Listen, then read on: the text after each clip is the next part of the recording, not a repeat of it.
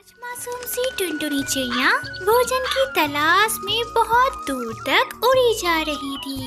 वह भोजन की तलाश में मारी मारी फिर रही थी। तभी अचानक से उसे एक चने का दाना दिखाई पड़ता है। ये चने का दाना तो बहुत स्वादिष्ट होगा। मैं इसे पेड़ की ठंडी छांव में बैठकर खाऊंगी। इतना सोचकर टुनटुनी चिड़िया उस चने के दाने को उठाकर थोड़ी ही दूर एक पेड़ की डाल पर जाकर बैठ जाती है। हाँ, यहाँ ठीक है। यहाँ तो बहुत ठंडी ठंडी छाँव है।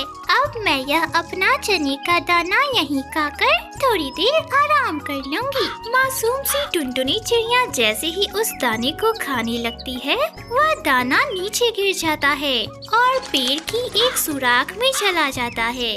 टुनटुनी चिड़िया बहुत भूखी थी, इसलिए वह रोने लगती है। ये क्या हो गया मेरे साथ? अगर मुझे पता होता तो मैं अपने चने का दाना वहीं बैठकर खा लेती। ना मैं यहाँ आती और ना मेरा यह चने का दाना इस सुराख में जाता। मासूम सी टुनटुनी चिड़िया वहाँ बैठे रो ही रही थी कि तभी उस सुराख में से दो चने के दाने बाहर निकलते हैं और उसमें से एक आवाज आती है। अच्छा पक्षी जो भी होगा, सच्चा पक्षी जो भी होगा, भूखा वो ना रहने पाए। इस सुराख में जो भी डाले, एक के बदले दो दो पाए। यह देख और सुनकर टुनटुनी चिड़िया तो बहुत खुश हो जाती है और वह दो चने में से एक चने को खा लेती है और एक चना लेकर वह अपने घोंसले में लौट जाती है। दूसरे दिन टुनटुनी चिड़िया अपने दोस्तों को उस चमत्कारी पेड़ के बारे में बताती है। दोस्तों, अब तो हमें भोजन की कोई चिंता नहीं है। अब हम रोजाना उस जादुई पेड़ के पास जाएंगे और उसकी सुराख में एक दाना देकर दो दाना प्राप्त कर लेंगे। हाँ हाँ टुनटुनी बहन, मैं तो अपनी इस लाल मिर्ची को दो दो कर लूंगी और मजे से दो खाऊंगी। और टुनटुनी बहन, मैं अपने इस एक अमरूद को दो अमरूद कर लूंगा। हाँ तो दोस्तों चलो हम सभी उस चमत्कारी पेड़ के पास जाते हैं। और फिर वे सभी दोस्त उस जादुई पेड़ के पास चले जाते हैं। सबसे पहले हरी तोती अपनी लाल मिर्च को जादुई पेड़ की सुराख में डाल देती है और उससे आवाज आती है। अच्छा पक्षी जो भी होगा, सच्चा पक्षी जो भी होगा, भूखा वो ना रहने पाए। इस सुराख में जो भी डाले, एक के बदले दो दो पाए। और फिर उस सुराख से दो दो लाल मिर्ची बाहर आती है, जिसे देखकर हरी तोती की तो खुशी का ठिकाना नहीं होता। इस तरह से चिड़िया और कबूतर भी अपना अपना भोजन दो दो कर लेते हैं और बड़े ही मजे से खाते हैं। वहीं दूसरी तरफ कालू कौवा और उसकी पत्नी सुंदरी कौवी भी उड़ते उड़ते उसी दिशा की तरफ आ जाते हैं। अरे पक्षियों, हम दोनों सुबह से मारे मारे फिर रहे हैं, तब जाकर हमें यह एक केला नसीब हुआ है। और आप लोगों को देखो, आप लोग तो दो दो फलों के मजे ले रहे हैं। और ये केला तो मैं खा लूंगा और मेरी पत्नी सुंदरी फिर से भूखी ही रहेगी। अरे नहीं नहीं कालू जी, आज ये केला तो मैं ही खाऊंगी। अरे अरे, आप दोनों लड़ाई छोड़ो, आप दोनों ही एक एक केला खाओगे। लाओ मुझे अपना यह केला दो। और इतना भूलकर टुनटुनी चिड़िया उन कौवों से वह केला लेकर उसे सुराख में गिरा देती है। अरे अरे टुनटुनी चिड़िया, क्या तुम पागल हो गई हो? अरे ये क्या कर दिया तुमने? हमारे पास एक ही केला था, वो भी तुमने इस सुराख में गिरा दिया। अरे सुंदरी बहन, चुप हो जाओ, थोड़ा धीरज तो रखो। और तभी उस सुराख में से वही आवाज आती है और उसमें से एक केले की जगह दो केले बाहर निकलते हैं, जिसे देखकर कौवा और कौवी तो बहुत खुश थे। और फिर टुनटुनी चिड़िया उन दोनों को उस जादुई पेड़ के बारे में बताती है। अरे टुनटुनी बहन, अब तो हम रोजाना ही अपना भोजन यहाँ ला दिया करेंगे और एक की जगह डबल डबल करेंगे और मौज से खाएंगे। अब तो हम हमारी लॉटरी लग गई है, लॉटरी। जंगल में शाम होने ही वाली थी और सभी पक्षी अपने अपने घोंसले में लौट आते हैं। रात में सुंदरी कौवी अपने पति कालू कौवे से कहती है, कालू जी, मेरी बहन की शादी की तारीख जल्द ही आने ही वाली है और मैंने आपसे कहा था कि मेरी बहन को देने के लिए एक सोने का हार ला दो। पर सुंदरी, मेरे पास इतने पैसे कहाँ कि तुम्हें नया एक सोने का हार ला कर दूं। तुम ऐसा करो, अपना सोने का हार ही अपनी बहन को दे दो। Idea Kalu ji, idea.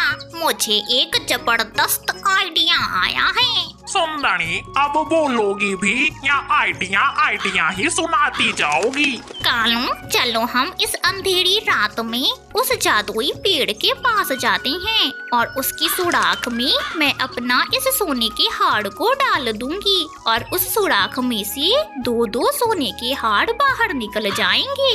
वाह सुंदरी वाह, मान गया तुम्हें। अरे मेरे दिमाग में तो यह बात आई ही नहीं।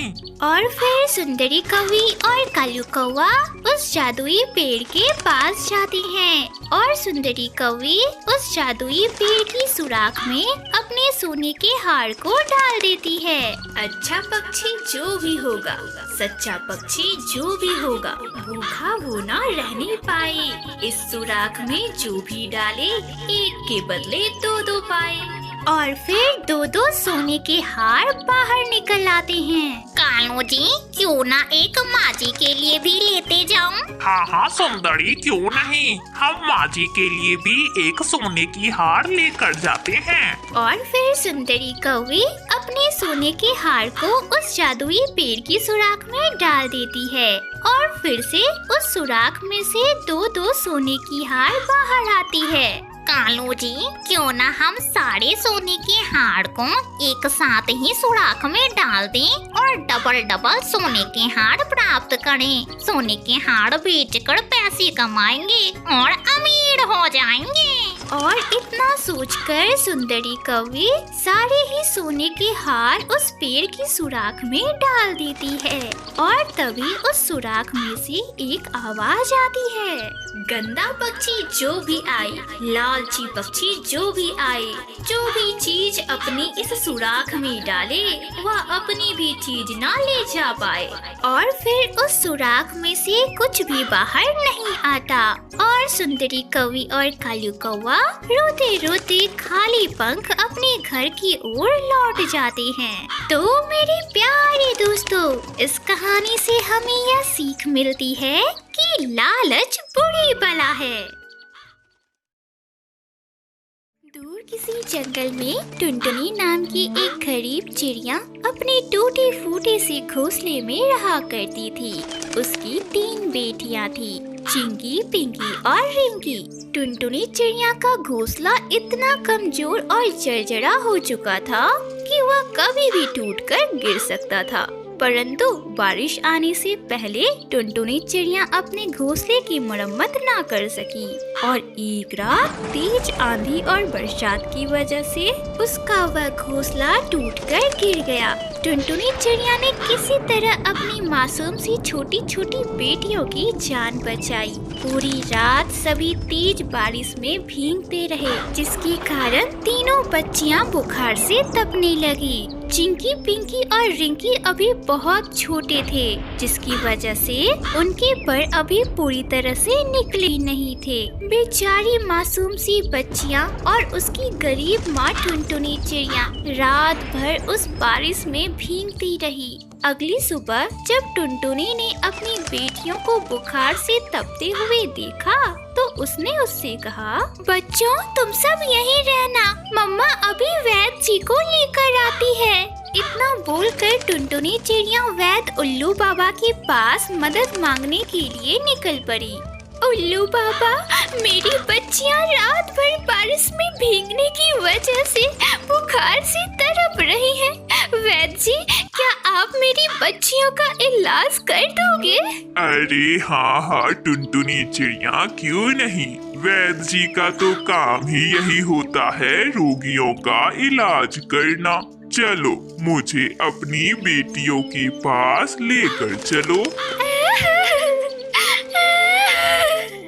वैद्य जी, पर मेरे पास आपकी फीस देने के लिए अनाज के दाने नहीं है। तो टुनटुनी तू रो क्यों रही है? तेरी बेटियों का इलाज करने के लिए मुझे फीस नहीं चाहिए। चल जल्दी अपनी बेटियों के पास मुझे लेकर चल। जब उल्लू बाबा टुनटुनी चिड़िया के साथ उसके घोंसले के पास पहुँचे तो उन्होंने देखा कि टुनटुनी चिड़िया का घोंसला तो टूटा जमीन पर पड़ा हुआ है और उसकी नन्ही नन्ही बेटियाँ बुखार से तपकर सिकुड़े बैठी हुई है। अरे टुनटुनी बिटिया, ये क्या, तुम्हारा तो घर ही उजड़ गया है। उल्लू बाबा, अब मैं क्या बताऊं? कल रात जो आंधी तूफान आया ना, उसी में मेरा घोंसला टूट गया। अगर फिर से मैंने घोंसला बनाया तो इस बरसात में वो फिर टूट जाएगा, क्योंकि उसे पक्का होने के लिए तो समय ही नहीं मिल पाएगा। मुझे तो अब कुछ समझ ही नहीं आ रहा मैं क्या करूं। मेरे पास अब रहने का दूसरा कोई ठिकाना नहीं है। हाँ टुनटुनी, ये तो तुमने बिल्कुल सही कहा। अगर तुम चाहो तो तुम अपनी बेटियों के साथ मेरे घोंसले में रह सकती हो, और जब बारिश का मौसम खत्म हो जाएगा और मौसम पूरी तरह से साफ हो जाएगा तो तुम अपना घोंसला बना लेना। उल्लू बाबा, आपका दिल बहुत बड़ा है, पर मैं आपकी परेशानियों का कारण नहीं बनना चाहती। आपका परिवार तो पहले से ही बहुत बड़ा है और अगर हम 4 लोग उस घोंसले में रहने आ गए तो वह घोंसला हमारा बोझ नहीं सह पाएगा और आपका घोंसला भी टूट जाएगा। हाँ टुनटुनी, ये भी तुमने बिल्कुल सही कहा, परंतु मेरे पास एक और उपाय है। जंगल के दूसरी छोर पर इंसानों की बस्ती है। इंसान अपने घर में ठंडी हवा के आवागमन के लिए रोशनदान बनाकर रखते हैं। तो तू अपनी बेटियों के साथ वहीं रहने चली जा, और जब बारिश का मौसम खत्म हो जाएगा तब तक तेरी बेटियां भी थोड़ी बड़ी हो जाएगी। फिर अपनी बेटियों के साथ फिर से जंगल में रहने चली आना। मैं भी तुम्हारी मदद करूंगा घोंसला बनाने में। टुनटुनी चिड़िया को उल्लू बाबा की यह बात सही लगी। फिर उल्लू बाबा ने बच्चियों को दवा दी और सलाह देकर वहाँ से चले गए। और इधर टुनटुनी चिड़िया इंसानों की बस्ती में एक सुरक्षित घर की तलाश में निकल पड़ी। दूर उसे एक घर दिखाई दिया जहाँ कोई नहीं था, तो वह अपनी बेटियों के साथ उसी घर में रहने आ गई। बेघर चिड़िया और उसकी बच्चियों को रहने का एक ठिकाना मिल गया। टुनटुनी अपनी बेटियों के साथ उस घर में सुरक्षित थी। चाहे कितनी भी जोरदार बारिश हो, वह घर नहीं टूटता था। इस तरह समय बीतने लगा और बारिश का मौसम भी समाप्त हो गया। फिर एक दिन टुनटुनी चिड़िया ने अपनी बेटियों को अपने पास बुलाया और उनसे कहा, बच्चों, अब बारिश का मौसम समाप्त हो गया है, तो क्यों ना हम अपने लिए एक नया घोंसला बनाए और फिर से अपने जंगल में लौट चले। पर माँ, ये वाला घोंसला तो हमारे पुराने घोंसले से बहुत मजबूत है। माँ, हम यहीं क्यों नहीं रह सकते? बिटिया, अपना घर अपना होता है, चाहे वह कैसा भी हो, और यह इंसानों की बस्ती है। इंसान हम पशु पक्षियों के साथ रहना पसंद नहीं करते। उन्हें लगता है कि हम ज्यादा शोर करते हैं और गंदगी फैलाते हैं। और इतना ही नहीं मेरे बच्चों, वे तो हमें पकड़कर खा भी जाते हैं। पर माँ, हम जिस जंगल में रहते थे वहाँ कितनी हरियाली थी, और यहाँ इंसानों की बस्ती में तो हर जगह कूड़ा कचरा भरा हुआ है, और यहाँ की मोटर गाड़ियों से कितनी आवाजें आती है, और वे कहते हैं कि हम चू चू करके शोर मचाते हैं। अरे वाह, मेरी नन्ही बिटिया तो बहुत होशियार हो गई है। पर क्या करे बिटिया, इंसानों को तो दूसरों में ही गलतियाँ और कमियाँ दिखाई देती है, अपने में तो उन्हें कमियाँ दिखाई देती ही नहीं। तो माँ, क्या वे अंधे होते हैं, अकल के अंधे? पिंकी की यह बात सुन सभी जोर जोर से हंसने लगते हैं। टुनटुनी चिड़िया अपनी बेटियों के साथ अपने जंगल फिर से लौट आती है और वह सबसे पहले उल्लू बाबा के घर उनसे मिलने जाती है। अरे टुनटुनी चिड़िया, तुम आ गई। मुझे तो लगा था कि तुम शहर की चमक धमक में जंगल को तो भूल ही गई होगी। उल्लू बाबा, इंसानों की बस्ती तो प्रदूषण से भरी हुई है। वहाँ की मोटर गाड़ियाँ कितनी शोर मचाती है और हर जगह बस कूड़ा कचरा ही भरा हुआ है। और वहाँ के कारखानों से निकलने वाला वह विषैला धुआं, बाप रे बाप, वहाँ बहुत प्रदूषण है। वैसी बस्ती में हम जैसे पक्षियों का क्या काम। हाँ टुनटुनी बिटिया, ये तूने बिल्कुल सही कहा। चलो, अब तुम आ ही गई हो तो तुम्हारा घोंसला तैयार किया जाए। मैंने तुम्हारे नए घोंसले के लिए 2 कारीगर भी मंगा लिए हैं और तिनके घास की भी पूरी तैयारी कर ली गई है। अब वे दोनों कुशल कारीगर तुम्हारा नया घोंसला जल्दी तैयार कर देंगे। उल्लू बाबा, मैं आपका यह एहसान कभी नहीं चुका पाऊंगी, पर मेरे पास उन कारीगरों को देने के लिए दाना या कुछ भी नहीं है। आप चिंता मत करो, मैं अपनी बेटियों की सहायता लेकर अपने लिए एक घोंसला बना लूंगी। अरे टुनटुनी बिटिया, तू ये कैसी बातें कर रही है? मुसीबत में अगर एक पक्षी दूसरे पक्षी के काम नहीं आएगा तो कौन आएगा? तू चिंता मत कर, ये कारीगर तुझसे कोई भी मजदूरी नहीं लेंगे। अरे अगर तुझे भविष्य में दाना पानी मिला तो तू किसी मददगार को मदद करना और अपना उपकार चुका देना।